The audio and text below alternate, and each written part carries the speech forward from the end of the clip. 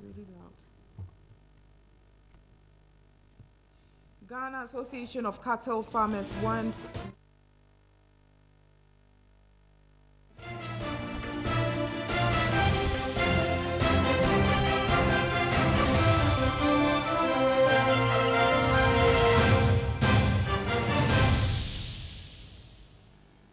Hello, good afternoon and welcome to Midday Live. I am Wendy Lai. The headlines for this afternoon.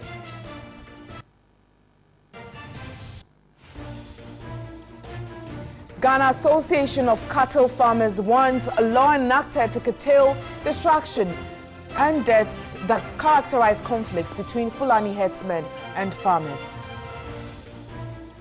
And in sports, Gennady Golovkin's world middleweight title with Saul Alvarez end in a controversial draw in Las Vegas.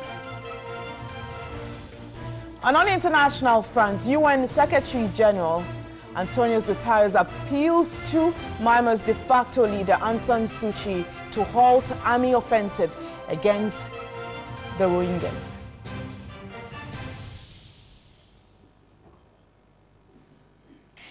All right, so we have details, and let's start with our stories now. And President of the Ghana Association of Cattle Farmers wants a law enacted to curtail the destruction and deaths that characterize conflicts between Fulani herdsmen and farmers. He blamed the continuous conflict on chiefs who do not involve heads of families and landowners when releasing land to Fulani herdsmen for grazing. Ghana has over the last few years been battling with conflicts between transhuman herdsmen and crop farmers.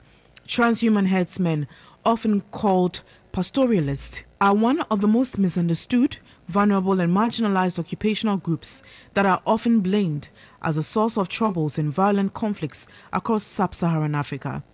This stereotyping has beclouded the fact that the problems between pastoralists and crop farmers are basically a development and economic challenge that ought to be appropriately tackled. The conflict is primarily about resource use, damage to crops, among others. Stakeholders have a cause to worry with the loss of large tracts of farmlands and the need to find a lasting solution to this perennial conflict. It is against this backdrop that CARE International, a non-governmental organization with funding from USAID, organized a stakeholders meeting in Tamale in the northern region. The meeting brought together leadership of the Fulani communities, members of the National Peace Council, heads of security agencies, chiefs, and some district chief executives in the northern region, Upper East and Western regions to dialogue on how to foster a healthy relationship between crop farmers and transhuman herdsmen. President of the National Cattle Farmers Association, Imam Hanafi Sunday, says some chiefs are the cause of the impasse between the two groups as grazing portions are given to herdsmen without specific boundaries. Many a times you see conflicts which has nothing to do with crops. It has to do with the land. For instance, some of the chiefs are not helping us. When a herdsman comes and said he wants a place, they will only just pick somewhere and say, go and show him somewhere, just with a fanuko, or just show him that area, he should be there.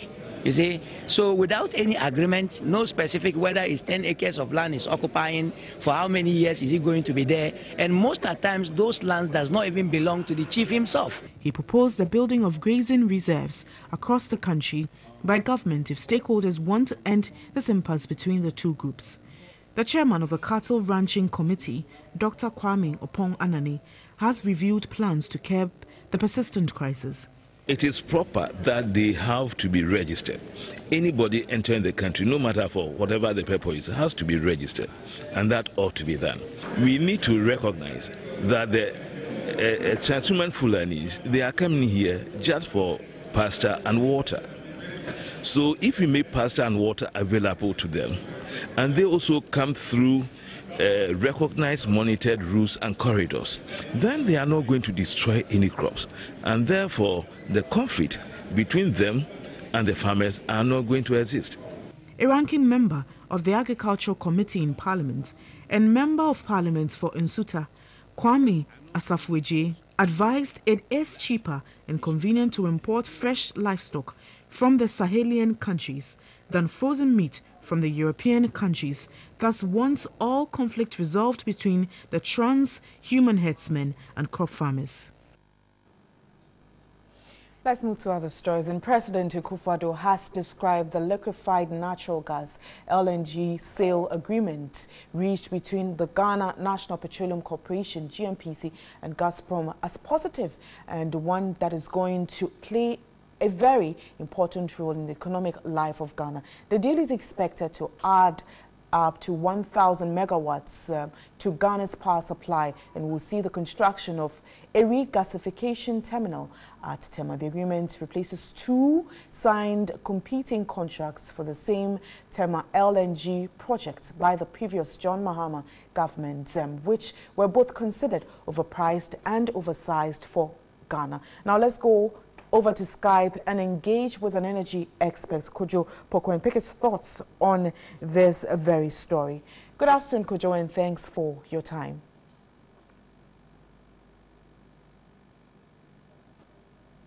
Now, first of all, with your background in energy, what do you make of this deal and your understanding of it? Well, what I understand is that the previous administration had some negotiation and signed some offtake agreement with Quantum Energy. Let's do a bit of a background. You know, Ghana realized that in the next 10 years, we need extra gas from elsewhere apart from the gas that we will have locally. So the Mahama-led administration was negotiating with Sahara Energy, and I think West African Gas Pipeline also formed a consortium, and Quantum Energy to form and to build an LNG, what they call an RFU, a floating regasification unit that will be onshore, okay, and it will pipe gas into the ground. Now, you talk about LNG. People will ask what's LNG. It's liquefied natural gas. Now, the liquefied natural gas will come offshore to a barge. The barge will regasify it and pump it into the terminals in Tema that will need the gas. Now, what this government has done is they've negotiated with Gazprom, the gas company in Russia, and felt that they can give Ghana a better saving than what the Quantum and the Sahara deal gave from the previous administration. So that is what has happened. Now, it's going forward, even before that, how crucial or critical is this 1,000 megawatts to Ghana's power supply? Well, it's not really the gas bringing 1,000. What the government acknowledged was that in the Tema enclave, the thermal plants that are coming on stream for the next 5 years is about 1,000 megawatts. And we all know that apart from the gas from Ghana Gas going to Takoradi, there is no gas really going to Tema aside the West African Gas Pipeline, which has not really been sufficient and it is not been reliable. So there was two options. One, there was a reverse flow implementation, which is to do a gas pipeline from Takoradi to Tema. But that is really a long-term project. But immediately between now and 2019, the government feels that to be able to give sufficient gas or fuel security to all the plants coming up in the Tema enclave, there need to be a medium-term solution. And the medium-term solution is the LNG regasification plant, which is to come into Tema. So the 1,000 megawatts you talk of is all the plants that are supposed to come online in Tema, which will utilize the gas which will come from Gazprom. Now, for a consumer out there, how does he or she benefit from this? Well, the negotiated deal, you see, we have always said that even with the ENI transaction, some of us said that the gas that we are producing locally was negotiated too high. Now, gas is measured in what is called MMBTU. Now, if you look at the Quantum and the Sahara deal, the Quantum was charging Ghana $1.68 per MMBTU. This Gazprom deal is $1.30. So it's about 38 cents cheaper per MMBTU. So, I mean, it doesn't sound much when you look at per unit of gas, but over a period of 10 years, when so much gas is to be supplied, that is where the government came out and said that the new negotiated contract saves Ghana about $1 billion, which, if you look at the document they have signed, there's quite a lot more benefit that accrues to Ghana regards to the new Gazprom deal. but it's a deal in its early stages. So as it advances forward, we will get to learn more. All right, thank you so much for your time. I have been speaking to Kwadwo, an energy expert via Skype on the GMPC gas deal. You're still watching Midday Live, and government is to engage 12 labor unions whose members have threatened to lay down their tools after Friday, September 29. This was made known by the Member of Parliament for Sekondi on TV3's Saturday edition of New Day. The MP attributed the recent agitations by the 12 labour unions to the management of the second-tier pension funds under the NDC administration. The labour unions are asking government to transfer their second-tier pension arrears of over 80 months to a custodian bank of their choice, threatening to embark on an indefinite strike should government fail to heed to their demand. But the Sekondi MP believes government will definitely engage the unions to avert the threat. You collected the funds, kept it for whatever reason, and didn't pay it to the beneficiaries. Government, since we came to power, has been up to date with all funds that have been collected in respect of the Tier 2 and paid out to the custodian account. So we have not breached any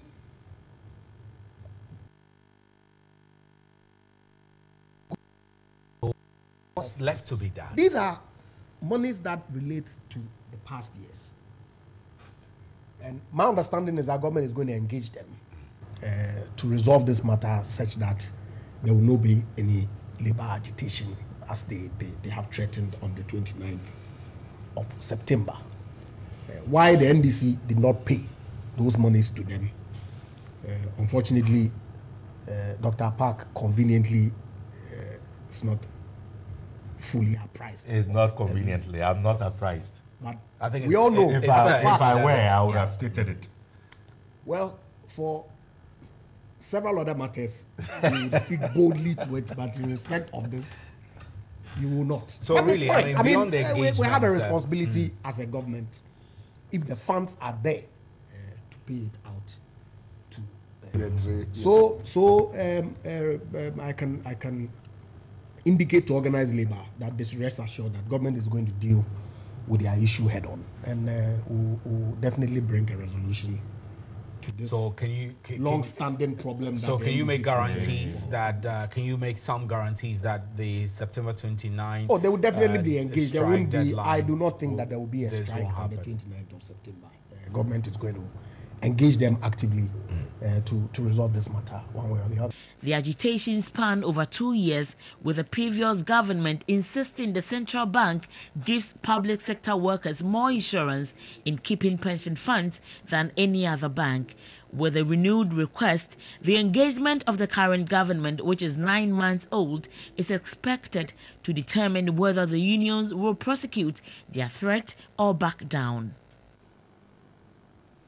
And 4 persons have died after a canoe transporting them across the wide water to offer Friday prayers at Bibini in the West Mampusi district of the Northern Region capsized. This afternoon, I do have Abu Ramadan, Deputy National Coordinator for the National Disaster Management Organization, NADMO, via phone to speak to us on this matter.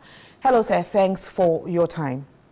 Thank you for having me. Now, were there any other persons apart from the 4 who died? And have you been able to identify what caused this? Good afternoon to your viewers. There were 5 people, but 1 was saved. So it took the NADMO team, the Operation Thunderbolt team, the whole of yesterday to recover all the 4 bodies. As late as 6 p.m., we discovered the 4th body that went missing in the water. And the real cause of the tragedy was that the canoe on which they were traveling from the farm to town to go and join their colleague Muslims in the Juma prayer, the Friday prayers, was leaking. And secondly, they didn't have a paddle. So they were using a cutlass to paddle the canoe.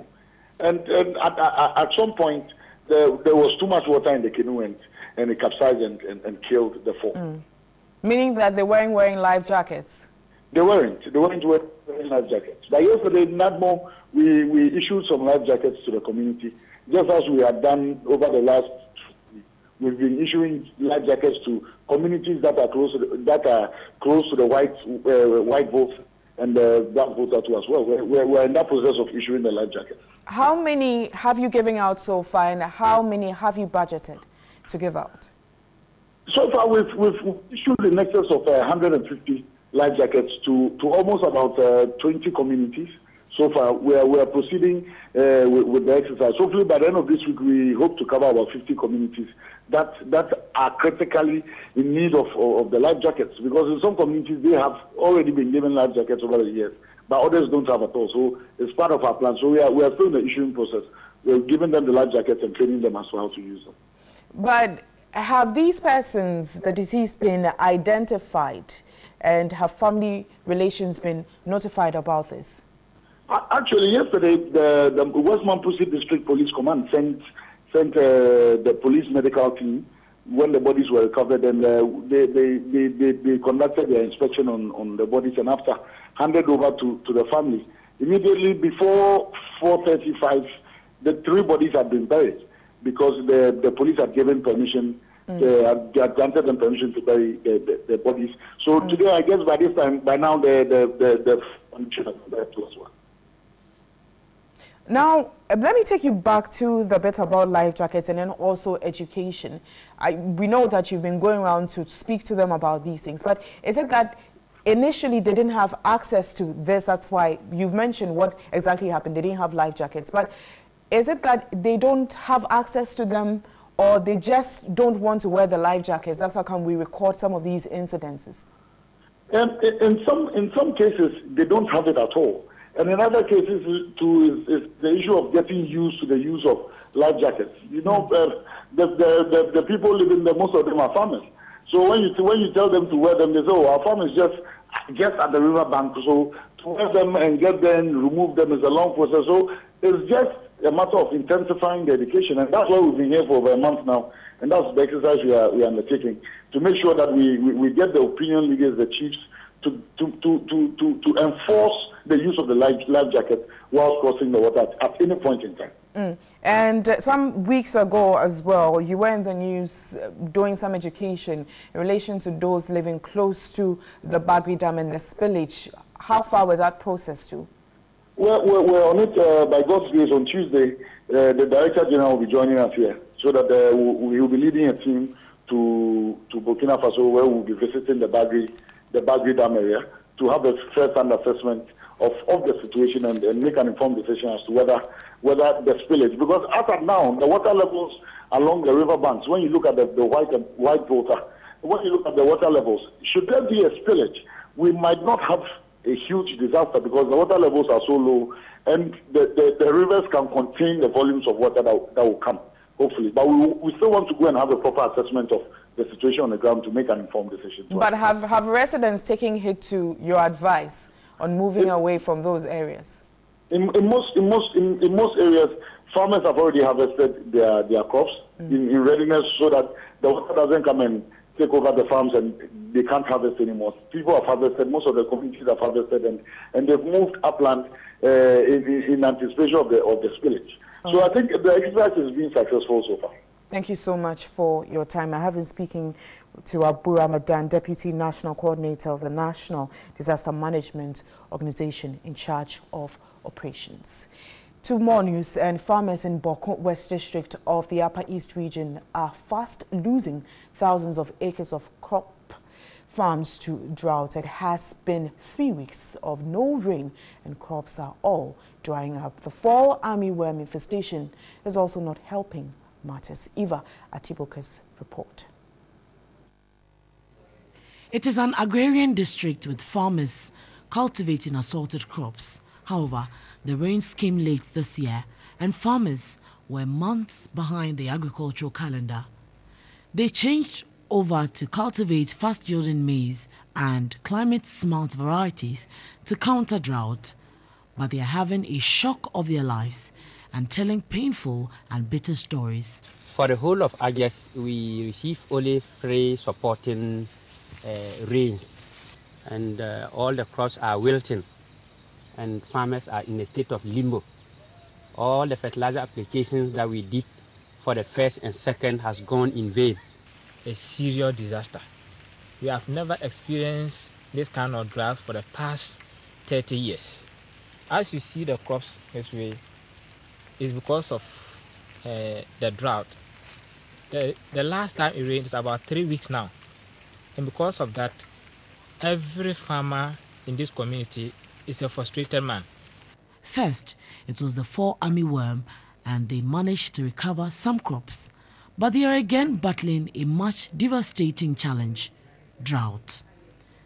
It's been weeks of no rain, hectares of maize farms, and others have dried up. But they have not given up. The place is very dry, but we are only trying our luck with the fertilizer to see if we can sustain the crops till rains come.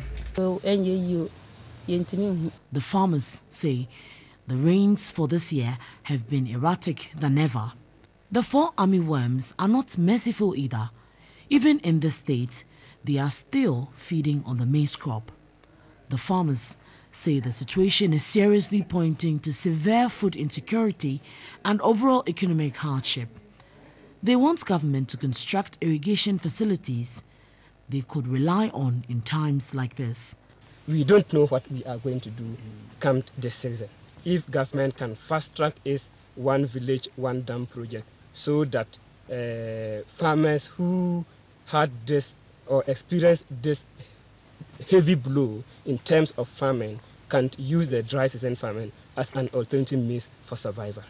Climate change is fast becoming the most difficult challenge of our time, and as tackling climate change is a priority goal of the SDGs, it is hoped efforts will be doubled to help put an end to such stories. Away from farming, the first half of 2017 has recorded $18.5 million cyber fraud cases. According to the Criminal Investigation Department of the Ghana Police Service, 82% of the cases reported at the Cyber Crimes Unit in 2016 were fraud amounting to $35 million. This afternoon, I have been joined via phone by the Director in charge of Cybercrime Unit of the Criminal Investigations Department, CID, of the Ghana Police Service, Chief Superintendent Dr. Gustav Herbert Youngson. Good afternoon, sir, and thanks for your time. Good afternoon, Wendy. Now, for viewers who are hearing about cyber fraud the very first time, what exactly is it? Hello? Yes, sir. Can you hear me? Yeah, please, I did not hear you. Can you come again, please? Now, for viewers who are hearing about cyber fraud the very first time, what exactly is it? Cyber fraud is not anything different from fraud. So for those who understand fraud, it's the same as the usual fraud, where they use some form of deceit to obtain money in return. Cyber fraud is the fraud that has been perpetrated within the cyberspace. That is basically the simplest definition that I can give. Now, according to statistics that we have, 2017 has recorded $18.5 million of cyber fraud cases. What amounted for these figures? And do you think that people really understand what cyber fraud is? Yes, it is true. For the first half of this year, we recorded $18.5 million, that being the amount that people have been defrauded. And these particular figures stemmed from the usual 419 scams, where we have the stranded passenger fraud, the investment fraud, romance fraud, advance fee fraud, email compromise, mobile money, social media personation fraud, and then remittances, particularly with the use of identity fraud, then extortion and ATM frauds. So these are basically the amounts that we got from these offenses, that from the complaints that we received from the general public, and then particularly with stealing as well. You also asked whether people are aware. The awareness is quite on the low side. You know, the general perception in this country is that cyber fraud is perpetrated against foreigners. So it seems within we have taken it on a lighter note, and now the trend is that Ghanaians are also falling victims to some of these crimes. So I would say that the awareness is quite low, and we need to step up the awareness and the education so that... So, because I was going to ask that, what are you doing as a unit to check or reduce this menace, knowing that the figures keep rising? Wow. Yeah, let me say it this way. The awareness is low. The awareness is quite low, and it's also because we don't know the kind of dangers that are associated with the use of the internet. So in my outfit, a lot of the things that we are doing is to increase awareness, sensitize the general public through education, and then one of the things that we also intend to do with the current IG's program of transformation is to have a very big educational campaign so that we can give out some leaflets and flyers here and there, just to ensure that the general public are made aware of this menace to protect themselves. So when will this take place? Well, I can't give a date for now, but it's part of the plan that we have for the transformation program. And you know, this transformation program is still ongoing, and hopefully very soon we will launch it so that we will invite all the media houses to partner us in this education. But you see, let me also say this. What we have, what are the causes? Low awareness is one of them. And then one of the issues that we have also identified is a systemic problem with us as Ghanaians. What do I mean? You know, our system currently encourages some form of with SIM registration. Of late, everybody is browsing on his phone, and form of the next thing is the SIM. And unfortunately, most of us are registering this SIM with fake identities. The telcos are not checking the identity of those involved, the kind of identity cards that they are presenting for registration. Talk about either validating the card or even verifying the identity. And we've had so many situations where false identities have been used. If I'm not mistaken, I can confidently say that about 40 to 50% of that data is incorrect. Now, those are some of the issues that we've seen. So it is about our system. And then one of the things we've also identified is that people are not employing some form of security policies within their organizations. For example, do you allow all your staff or your personnel within your organization to have access to the internet? And then what kind of awareness education have you given them? People are downloading stuff and they are using the company's systems. So these are all challenges that we see. And another one is rapid change in technology. Currently, Windows XP is outdated and no patches are being given.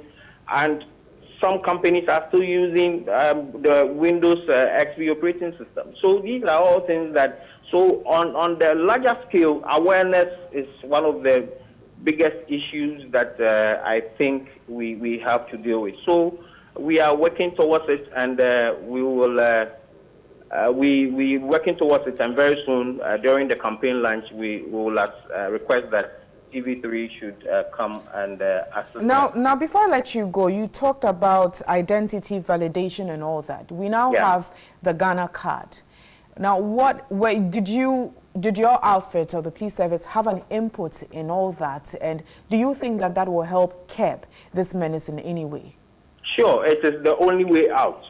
if we, that is one of the things I'm particularly, personally, I'm happy about is this national ID. And I believe that if we are able to implement it and it goes with all the necessary things that we need to know about an individual in Ghana, and I believe that would help curb this menace. All right. Well, thank you so much for your time. I have been speaking to the Chief Superintendent, Dr. Gustav Herbert Youngson, and he is a director in charge of the cybercrime unit of the CID department. You still watching Midday Live. In the absence of a national security and safety policy has been blamed for inconsistencies in decision-making. A security and safety analyst, Adam Buna, says a national document on security and safety will improve decision-making. Ghana has suffered a number of disasters in recent years, from markets, residential and office fires to flooding. Many people have been maimed, while others have lost their lives. The June 3, 2015 twin disasters quickly come to mind.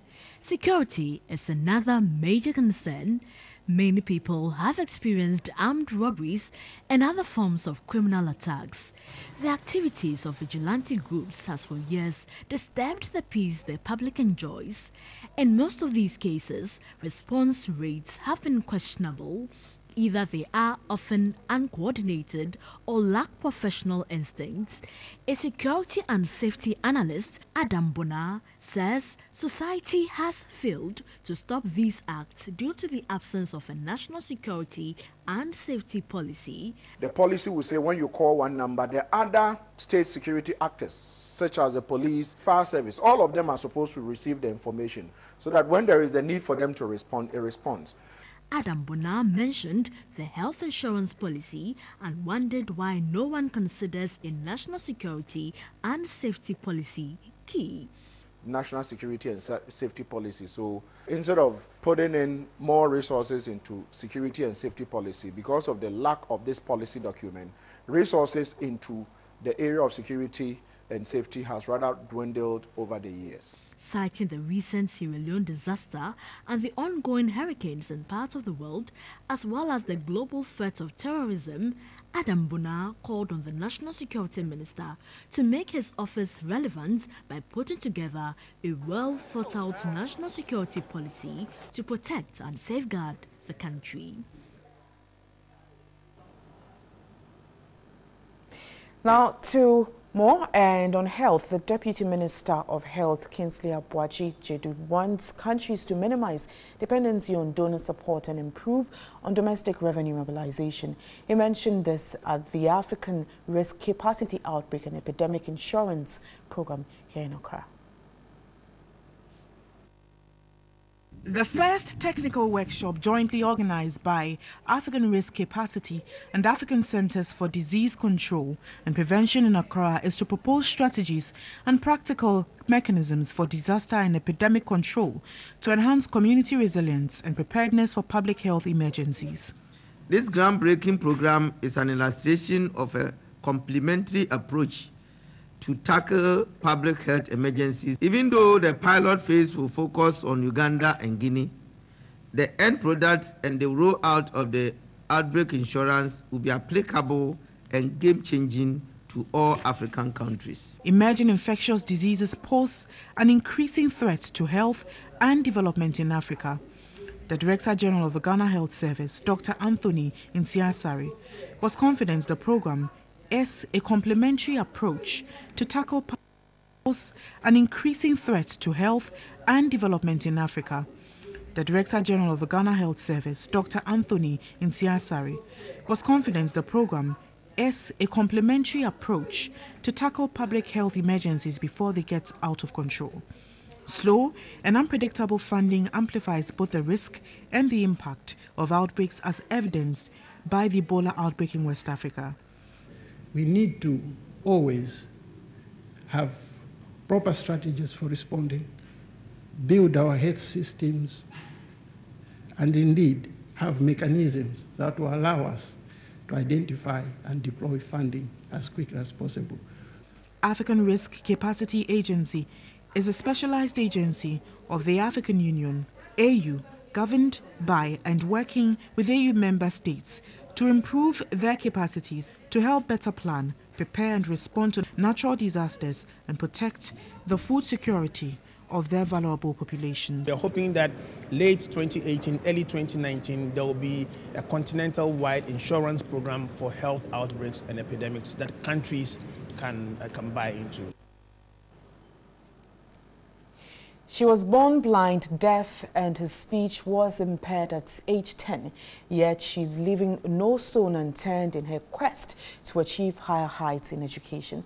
Now 27-year-old Sylvia Pepper has gained admission to pursue a professional teaching program at the University of Education, Winneba. Sylvia completed the Ekropon Senior High Technical in 2015 with aggregate 12, but had to stay home for 2 years. Sylvia Pepper was 10 years old when she lost her speech.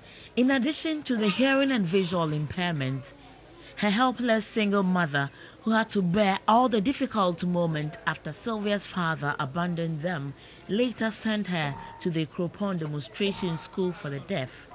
Per her condition, Sylvia can only communicate when assisted to interpret language and response. In spite of these challenges, Sylvia Pepper is committed to her education progressing to the senior high level within serious financial and logistical challenges. TV3 first came into contact with Sylvia in December 2013, stuck with an obsolete Braille typewriter without any textbooks in Braille, aspiring to be an economist. That expose won her a donation of a new Braille and other logistics to see her through senior high education with aggregate 12. She has been a student in the school since 2001, and she's been working so hard. She's finished BEC, she's finished SSC. She had very good grades. She had B's, and she needs support. She needs human support. She needs financial support. She needs all the support that she can get to succeed. But Sylvia had to stay at home for 2 years, helping to educate 14 other hearing, visually and speech impaired children at the Demonstration School for the Deaf, Ekropon. And for the past 2 years, we've been trying to help her get into the tertiary institution, which has been very difficult. She is the first deaf-blind person who has been able to write BEC, SSC, and wants to go to the tertiary level. So yes, I understand the challenge it comes with, and I understand that they don't have the resource. Especially University of Winneba has offered her admission this academic year to pursue professional teaching program. Yet, she could only accept the offer after a religious group visited the school and got wind of the development. And to pay for her admission fee and her school fees, her hostel fees, so she can go. Her mother is a single mother, so she was having challenges in paying for her fees. So we wish her well. We pray that she will excel as she has always been doing and come out to be the teacher that she wants to be. Sylvia is now preparing to relocate to the University of Education, Winneba, with only the initial admission requirement assured. For her, she needs 2 resource persons at a time. She needs an interpreter and a note taker. Someone who will write the note whilst the interpreter is also interpreting to her. We hope the University of Education, they would find a way around it. And if they need support, the Deaf Blind Center here can always serve as a resource for them to support technically. The future in terms of fees, physical and logistic support is still undecided. She needs help to survive in school because in university you have to cook for yourself, you have to feed yourself. Formerly we were wishing she would get a training college so that there at least she can eat from the dining hall. Someone would have cooked for her. But then training college, we did everything we could to get her to the training college. So now that she's going there, we hope that someone will take up her cooking and then she'll get 3 square meals a day. And we pray that everyone who comes her way should support her. Sylvia Pepper is counting on the benevolence of people to support her achieve her goals in life.